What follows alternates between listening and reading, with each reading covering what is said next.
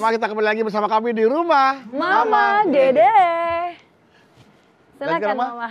Penghasilan membawa berkah. Iya. Penghasilan membawa berkah. Ada sengsara membawa nikmat, ini penghasilan membawa berkah. Wah. Yang namanya berkah. Berkah, Mas. Ziyadatul khair. Ya.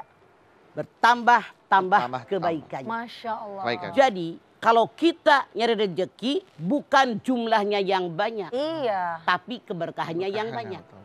Walaupun jumlahnya banyak, kalau nggak berkah mau sedikit, mau banyak, kalau nggak berkah kesempitan, kurang mulu. Ayat tadi belum cerita kan? Iya benar, Mah. Gajinya udah gede, kurang mulu. Masya. Kita lihat tuh di YouTube.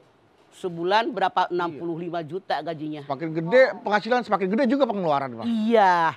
Dia angguran mencuri di tempat dia kerja kan? Masya Allah. Kenapa? Karena nggak berkah. Jadi yang dicari keberkahan rezeki bukan jumlahnya yang banyak. Makanya kalau kita punya rezeki, ya Allah jadikan kami mensyukuri rezeki yang kau berikan kepada kami. Bersyukur dengan apa yang kau berikan kepada kita. Dengan cara bagaimana? Namanya rezeki kan diikhtiarkan. Ya. Dicari, dikejar di mana tempat kerja. Jangan begini, karena begini, ada dua pendapat manusia. Manusia yang pertama dia berpikiran, rezeki yang saya peroleh semuanya karena kerja keras saya. Saya capek, saya bekerja karena saya adalah hoki saya. Karena saya pintar, saya cerdas, inilah rezeki saya. Orang yang berpikiran seperti ini, sering sekali dia punya perasaan takut rezekinya habis. Iya.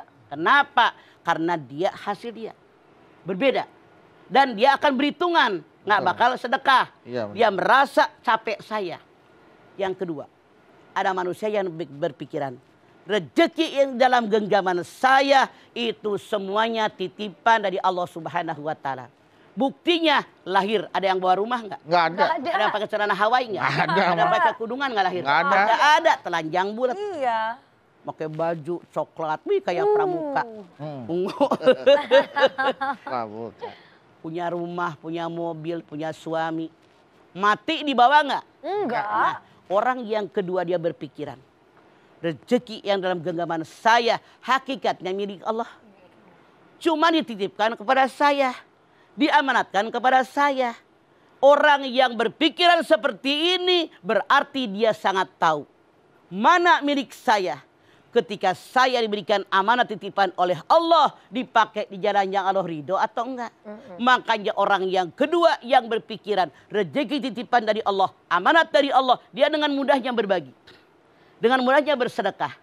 Karena dia berpikir karena ini milik Allah, dibagikan dia Allah dengan ridhonya Allah, maka Allah akan menggantinya. Betapa banyak ayat-ayat Al-Quran yang mengajarkan keberkahan kepada kita. Ini ayat yang paling populer. Anak kecil juga pada hafal. Mathalul ladzina yunfikuna amwalahum fi sabilillah kamathali habbatin anbatat sab'a sanabila fi kulli sumbulatin mi'atu habbah wallahu yudha'ifu liman yasha wallahu wasi'un alim.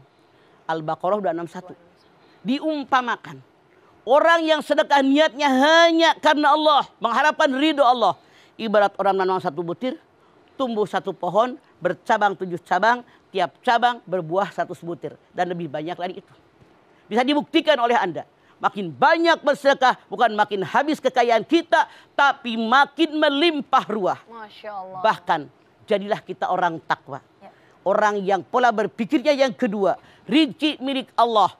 Titipan dari Allah, amanat dari Allah. Dia bertakwa kepada Allah. Semua masalah yang berat akan terurai. Wa may yattaqillaha yaj'al lahu mahrajan wa yarzuqhu min haitsu la yahtasib.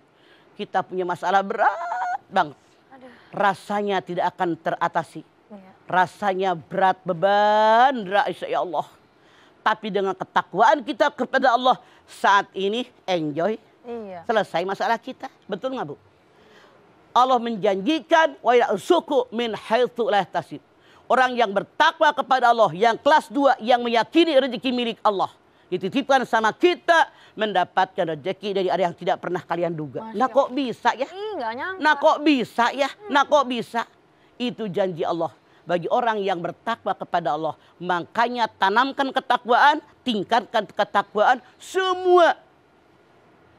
Jangankan yang kita minta, yang tidak diminta pun diberikan oleh Allah kepada kita. Iya. Rezeki dari yang tidak pernah kalian duga. Rasul mengatakan, orang yang ketika hidup di alam dunia, mereka mencari keridhaan Allah, mereka mengerjakan apa yang diperintahkan oleh Allah, maka orang tadi dunia mengejar dia.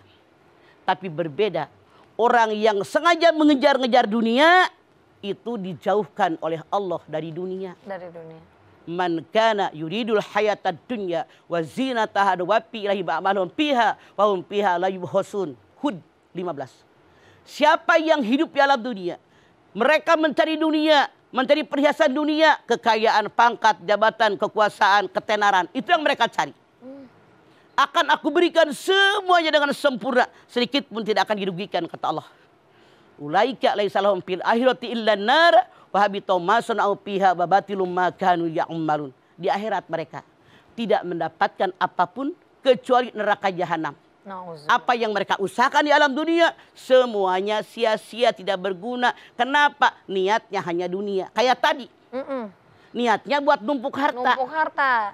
Bukan buat nolongin orang. Iya. Diancam oleh Allah, dibenci oleh Allah. Orang diancam oleh Allah, dibenci oleh Allah. Tempatnya neraka jahanam. Makanya yuk kita luruskan niat kita. Biar apa yang kita peroleh penghasilan kita menjadi penghasilan yang barokah. Nambah kebaikan. Bukankah itu yang kita harapkan? Iya. Iya. Jangan salah niat. Ya, jadi memang kualitas lebih baik daripada kuantitas sebenarnya, Pak. Betul.